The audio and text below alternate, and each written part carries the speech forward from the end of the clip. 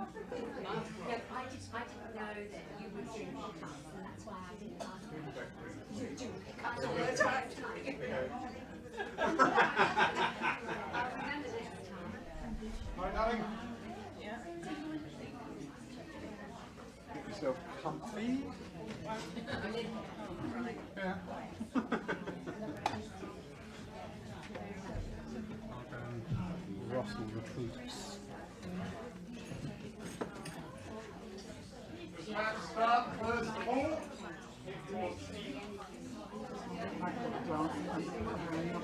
Yeah, that's what I want, this sturdy one.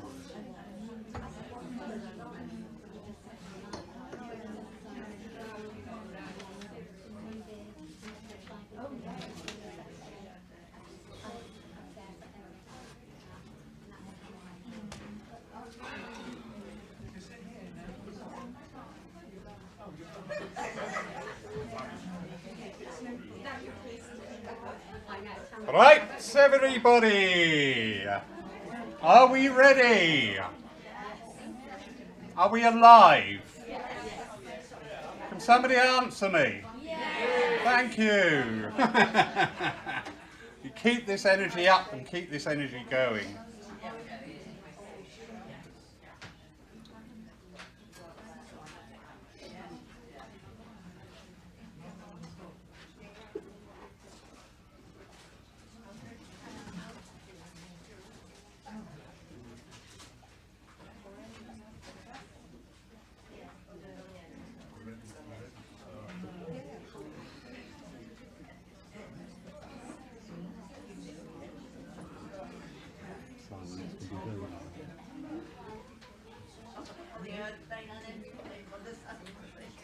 Right, our first speaker for the day is the wonderful Reverend Elaine Bevan, and the topic of the conversation is consciousness and communication.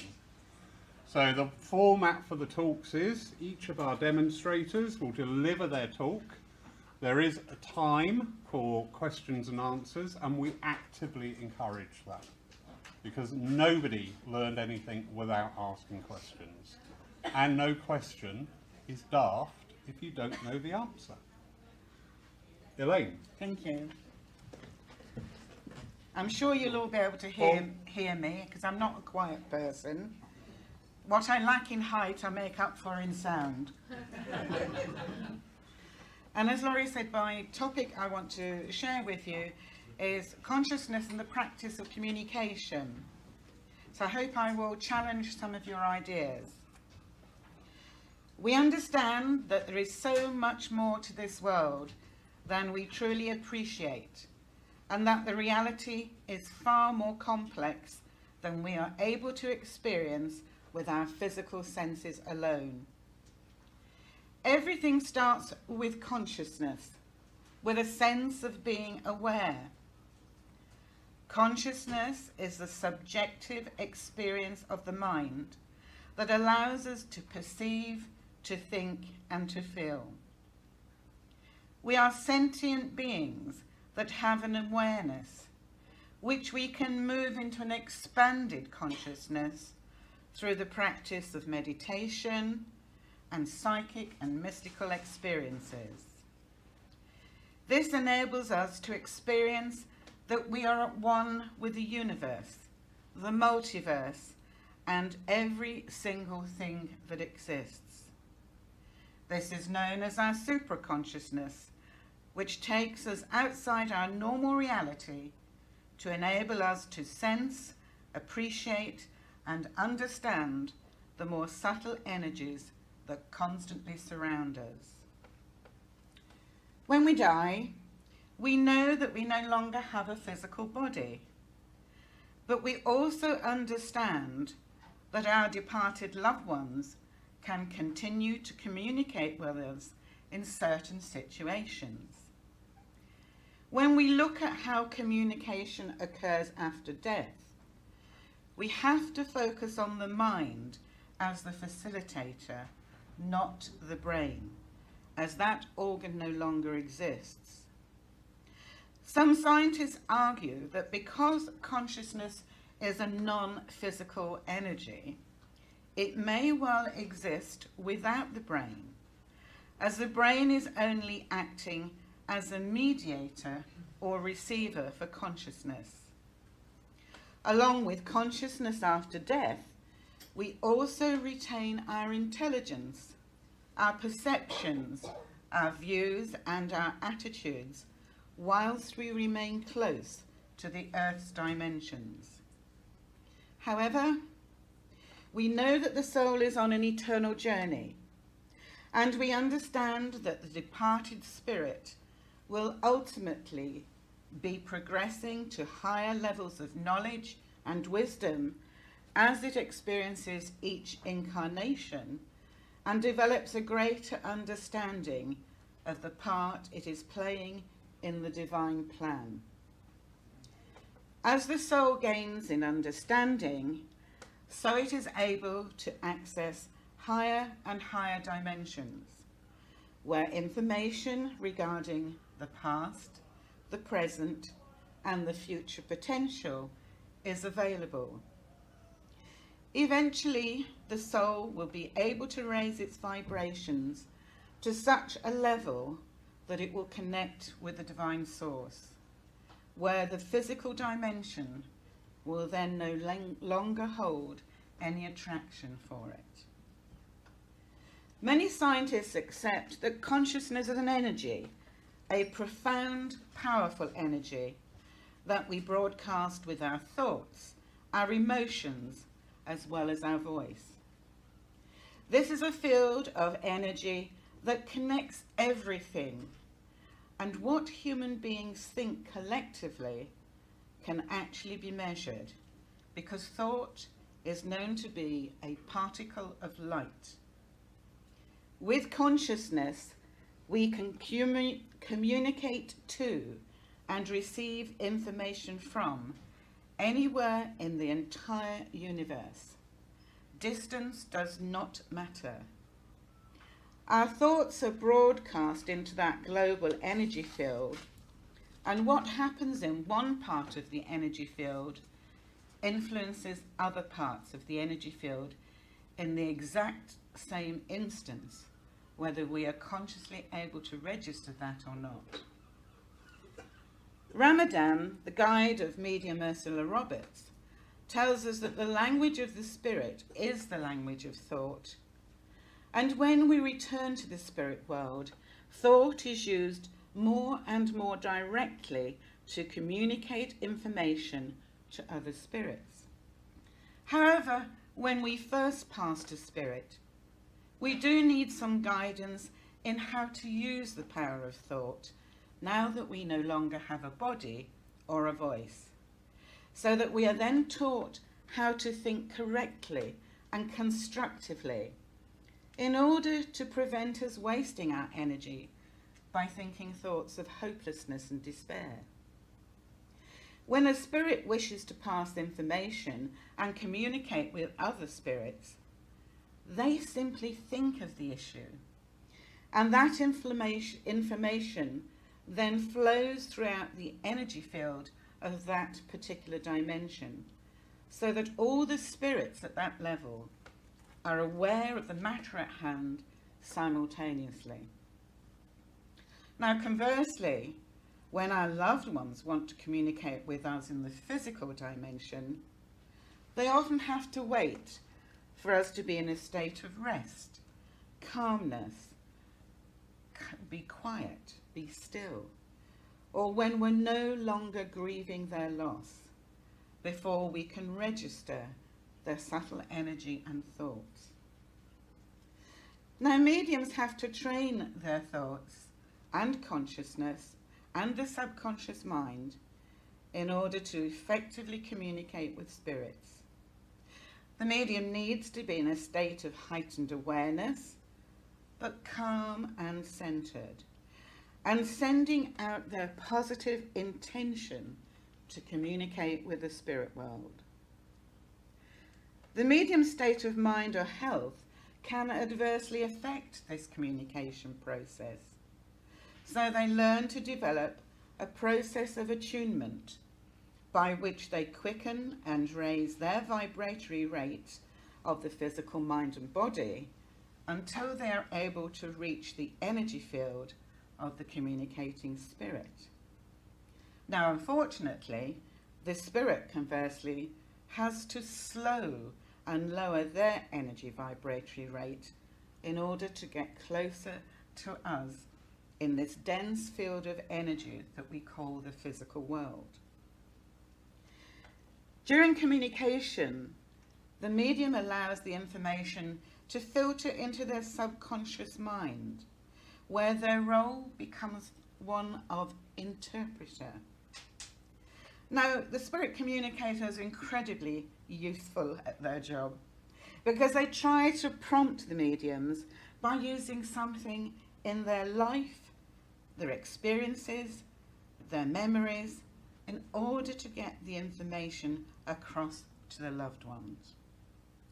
Now, this can sometimes lead to confusing or incorrect messages if there is nothing in the medium's memory banks or experiences that is similar to the information that the spirit wishes to impart. And they're asking me to share an example with you.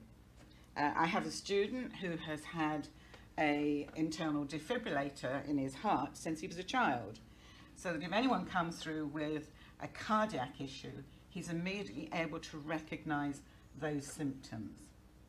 After doing 50 years as a nurse, with me, they often stick a blood test form in front of my face, or an X-ray, or a hospital appointment card, in order for me to recognize there is a need for further investigation. So nothing the medium puts into their mind is ever wasted. The spirit world loves you to read, to experience, to go out there and have a life, so they can use what you have been through in order to communicate with loved ones still on the earth plane. Now, interestingly, as the medium develops, he or she can speed up this process by working with symbols. And this allows a spirit communicator to use one image, memory, or event to transmit layers of information that the medium will then gradually peel away like peeling an onion. And again, they've asked me to give you an example. Many years ago, one of my students saw a tent and said to the recipient, "Oh, you must like camping." And they said, "Yes, we do." And then the tent was flying a Boy Scout pennant. So the student said, "And you must have been in the Boy Scouts." And the recipient said, "Yes, I was." And then suddenly there was all these insignia over the surface of the tent, Boy Scout badges. And he said, "But it's more than just being a Boy Scout. I'm getting all these badges." And the recipient said, "Oh, my father knew Baden-Powell personally." And then finally, there was a pair of desert boots outside the door of the tent, sitting on the sand. And so the student said, "Would the desert mean something to you?" And he said, "Yeah, my father was a desert rat." So the spirit world uses everything at its possibility to get through to us. And to be frank, they're very patient because we're hard work, you know. And if we use symbolism, what we find is this becomes a very rapid process of communication, because the medium and their team of helpers and guides soon develop their own personal dictionary of symbolic meaning. And in fact, I remember teaching in this church 2 years ago when one student saw a barrel and said, "What is red barrel?" Well, that takes you back a few years, guys, if you remember that. But for him, it was nothing to do with beer. It was the surname of Watney's. And he was spot on. So don't ever think the spirit world aren't clever, because quite frankly, they knocked our intelligence into a cocked hat the moment we started walking on the earth plane. Now, when we look at higher communication, and by this I mean guides, philosophers, ascended masters, angelic beings, sometimes they require more preparation in order to reduce the vibratory rate of their energy field to come into contact with this slow, dense vibration of the physical plane. And that can take time and energy, as we know again from Red Cloud, talking about how long it took the Council of 11 to slow down their vibratory rate between World War I and World War II in order to be there for the mass transition that occurred during World War II. Apparently it took 7 years of spiritual work to bridge the two vibrations. Now, if that's not an example of divine love, I don't know what is. So we've got to stop and think about, how does our consciousness affect the consciousness of the global universe and the multiverse? And it's not hard to imagine that our negative views and thoughts in times of stress and anxiety affect the consciousness of mankind. And this generates fear and insecurity across the globe and in areas of trauma and unrest. This negative consciousness rising into the global universe impacts on humanity's mindsets, its views and perceptions, often without us even realizing it. Let's take the news, for example. The latest disaster in one part of the world or another.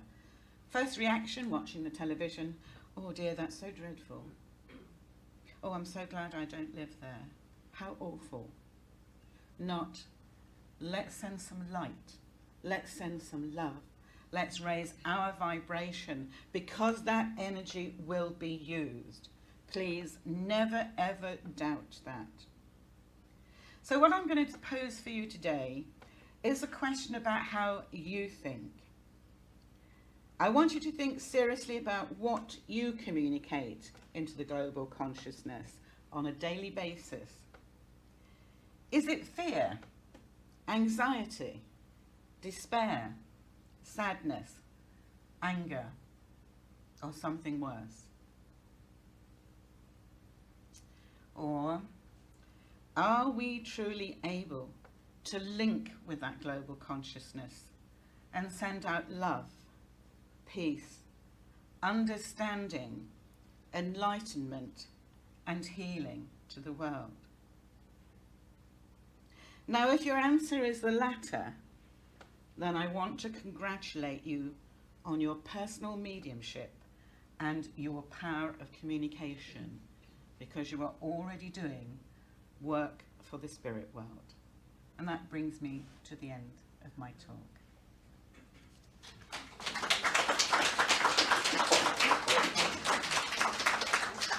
So, prompting questions, comments. Please don't throw any rotten tomatoes.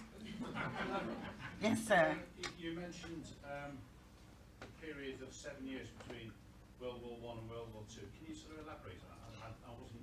According to Red Cloud, that was how long an elevated group of 11 ascended spirits, so outside the physical earth plane, worked to slow the vibratory rate down of their beings in order that they could touch consciousness on the earth plane level.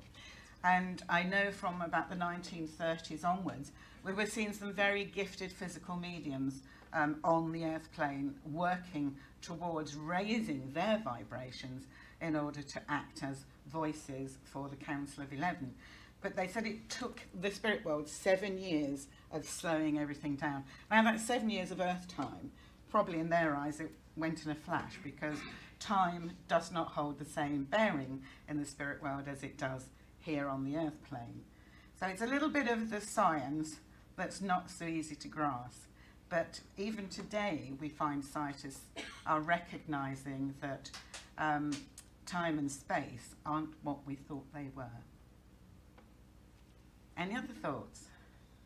I think they've passed to the spirit world. Yes, Sue. What advice would you give to people who would like to know how to raise their consciousness so that they can do this on an everyday basis? Just simple things they could do from home. Well, how we train mediums is to move into that heightened state of awareness anyway.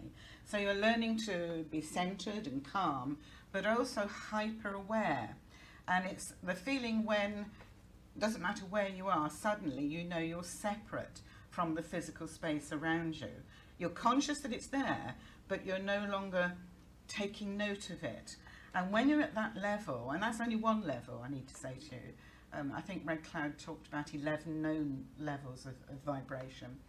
When you're at that level, you become aware of a different energy. You start to, if your eyes are shut, you see energies moving across in light. You may feel breezes coming in at you. You hear voices at a distance. And it's like you're pushing the door open to that other dimension. But it takes discipline. I have to say to you, if anyone promises you, go to a workshop and you're a medium in 6 weeks, they're being very unfair.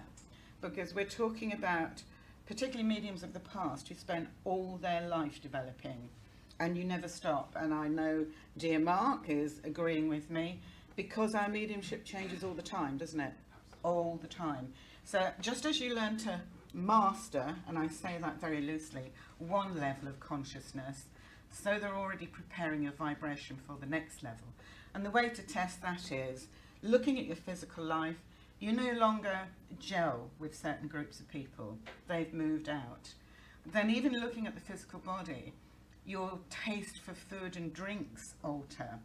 If you were a curry on a Friday night man, you suddenly find the very smell of curry turns your stomach because your vibrations in the physical body are changing. And then you find stillness appeals much more to you. Sorry, they're laughing at me. Than Freddie Mercury and Queen. Well, no, that's not going out of my book. Because suddenly you want to be in that stillness, because it's very healing for the individual, as well as then being part of the healing vibration that's going out. And so it goes on to the point that I won't say the physical world loses all its interest for you, but you become very discerning about what really matters. So you don't get involved in politics, gossip, fights between friends. Suddenly those things, they are that person's pathway, they're not yours anymore. And you're now creating that next stage of your pathway. I wouldn't like to say how many levels there are in total, because even the scientists are arguing. I think they've gone past the 11 dimensions, but they're not quite indicating how much past it. But with the greatest respect to people who need just a message, this is a stage much further on. We all need messages of healing and love and enlightenment. But if we want to do something for the world, we have to go a bit further. We have to be truly pupils to the spirit world's teachings. And with the busy lives a lot of people lead these days, there is a reluctance for people to put the time and effort in. It's very easy to be spiritual on the top of a mountain in a cave when the whole village is feeding you and looking after you. That doesn't happen anymore. We have to live the lives we live, but we still have to find that moment of stillness and calm where we know we're connecting with this intelligence. Can you remember that, please? This intelligence, this spiritual intellect that knows no bounds at all. So hard work, I'm afraid, Sue. Keep at it. Yes. And I firmly believe that the day before we die, suddenly we wake up and think, blimey, I only got to 3rd grade. And then we go over the other side and we look at our life plan and we think, could have done better, should have tried harder. But remember, this is an eternal path that your soul is on.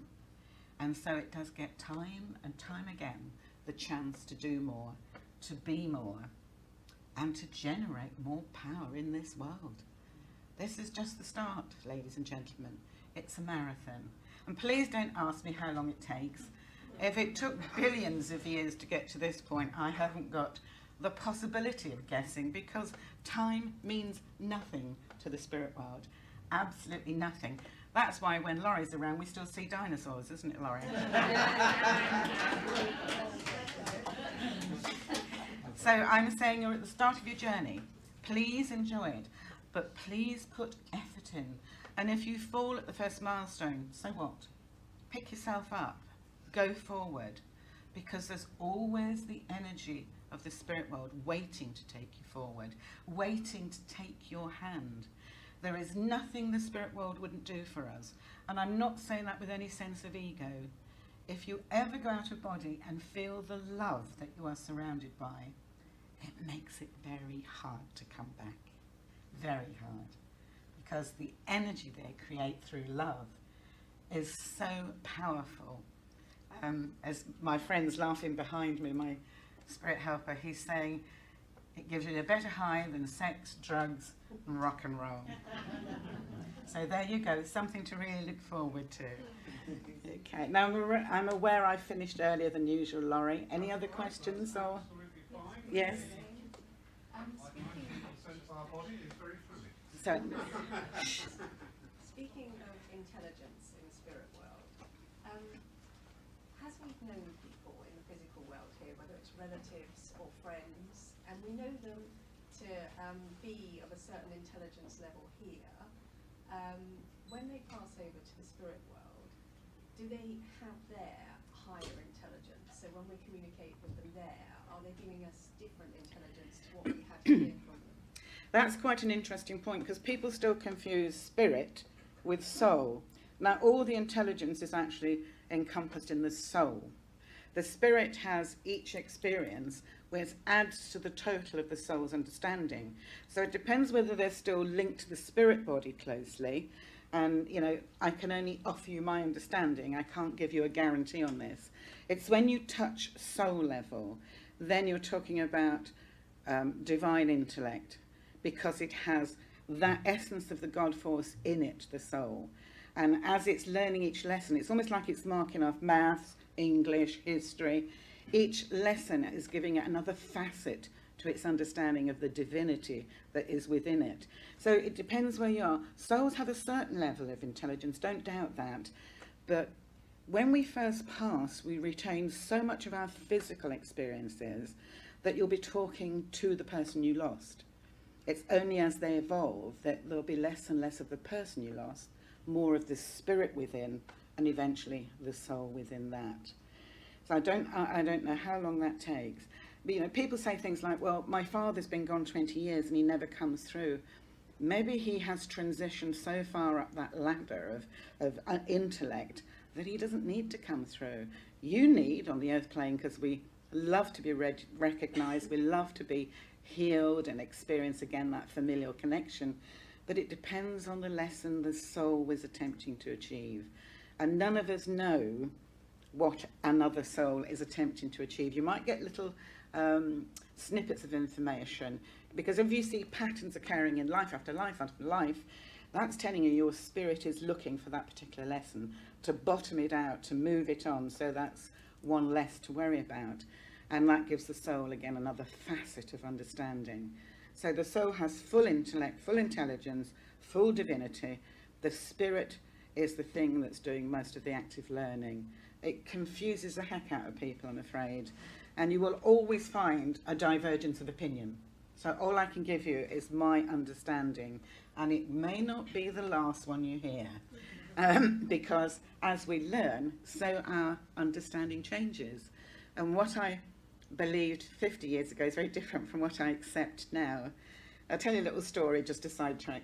I used to be scared of little green men with big eyes. Never met one, but I was pretty scared of them until my clairaudient helper came into my circle of helpers, and he's a Star Trek fiend.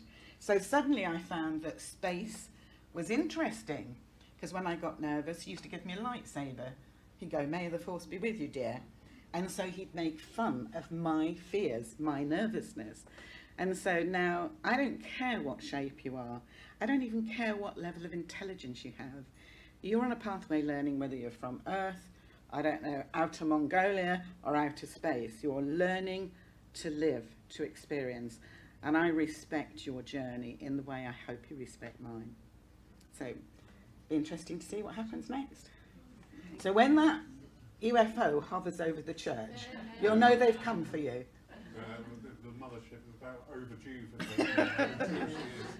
Anyway, I hope it's given you food for thought, ladies and gentlemen, and thank you for listening.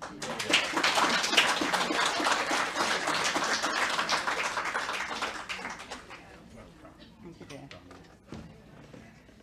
So we've we've now got a short pause. The next talk will be at 1 o'clock with the lovely Anne-Marie Hogan.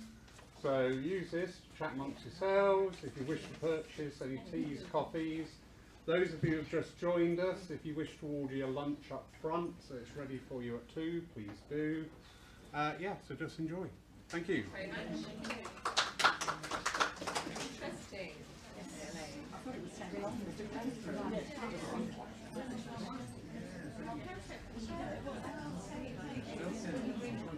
Well, I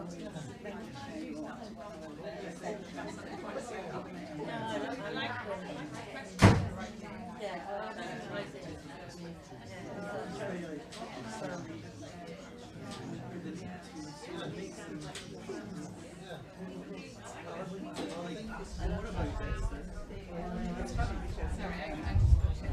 one night I was in there, blanket wrap, and I got my card and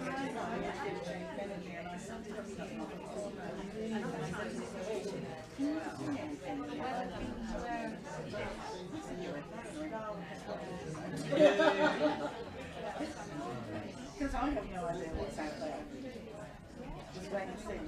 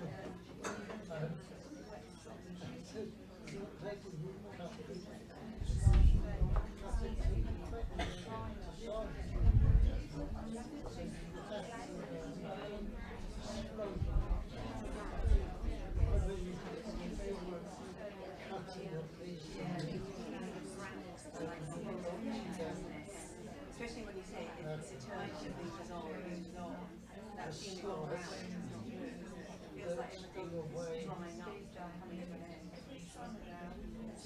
12 hours.